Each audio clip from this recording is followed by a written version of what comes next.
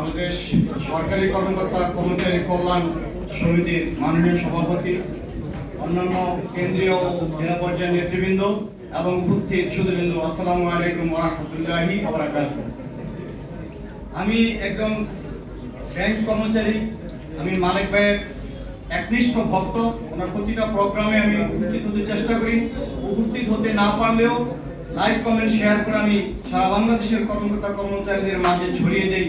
কারণ যতগুলি কর্মচারী সংগঠন বাংলাদেশে বিদ্যমান বর্তমানে আছে, সবচেয়ে বেশি একটি মালিক ভাইয়ের এই সংগঠন।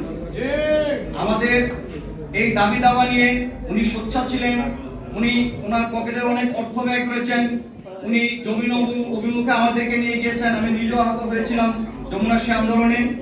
এখানে অনেক প্রতিনিধি আছে, আমি খুব অল্প সময় নেব আপনাদের কাছ থেকে। 2015 সালে যে পে স্কেলটি হয়েছিল সেখানেও অনেক শুভঙ্করের ফাঁকি ছিল, সেখানে আমাদের টাইম স্কেল সিলেকশন গ্রেড উঠিয়ে নেওয়া হয়েছে। এখানে দেখা গেছে কর্মকর্তা কর্মচারীদের মধ্যে অনেক ফারাক রয়েছে বেতনের, এগুলো কমিয়ে আনতে হবে। তারপরে 11 বছর আমাদের পে স্কেল না দেওয়ার কারণটা কি? সরকার কি আমাদেরকে কি মনে করে? সরকার মানে কি? সরকার মানে সরকারি কর্মকর্তা কর্মচারীদেরকে নিয়েই সরকার। সরকার মানে কোনো মন্ত্রী এমপি নয়, কোনো মিনিস্ট্রি ক্যাবিনেট নয়। সরকার রাষ্ট্র পরিচালনা করতে হলে আমাদের এই কর্মচারীদেরকে তার লাগবে। যে কোনো উন্নয়নমূলক কাজ, যে কোনো সেবামূলক কাজ, রাষ্ট্রের সকল কাজ এই কর্মচারীদের হাত থেকে যায়।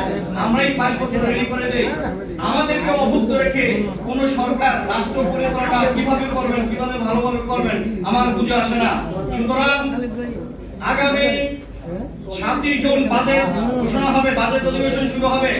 এই বাজেটের আগে নবম পে স্কেলের প্রজ্ঞাপন ঘোষণা করতে হবে এবং প্রয়োজনীয় অর্থ বরাদ্দ রেখে কোন তাল বাহানা নয়, 3 ভাগ 2 ভাগ বুঝি না, পে স্কেল পুরোটাই ঘোষণা করতে হবে। আমরা যদি অভুক্ত থাকি, আপনি রাষ্ট্র পরিচালনা করতে হিমশিম খাবেন।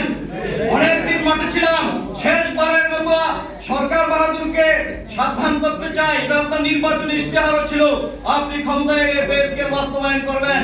অনতিবিলম্বে যদি পে স্কেল বাস্তবায়ন করা না হয়, মালিক ভাই সহ অন্যান্য প্রতিনিধির নেতৃত্বে সারা বাংলাদেশের কর্মচারী এসে আমরা আপনার অফিস ঘেরাও করব।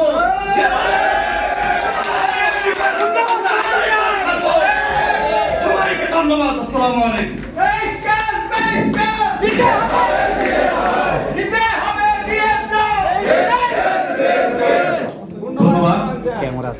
প্রিয় উপস্থিতি, এখন আমাদের মাঝে সংক্ষিপ্ত বক্তব্য রাখবেন আনোয়ার হোসেন পল্লী উন্নয়ন একাডেমি বগুড়া। আনোয়ার হোসেন ভাইকে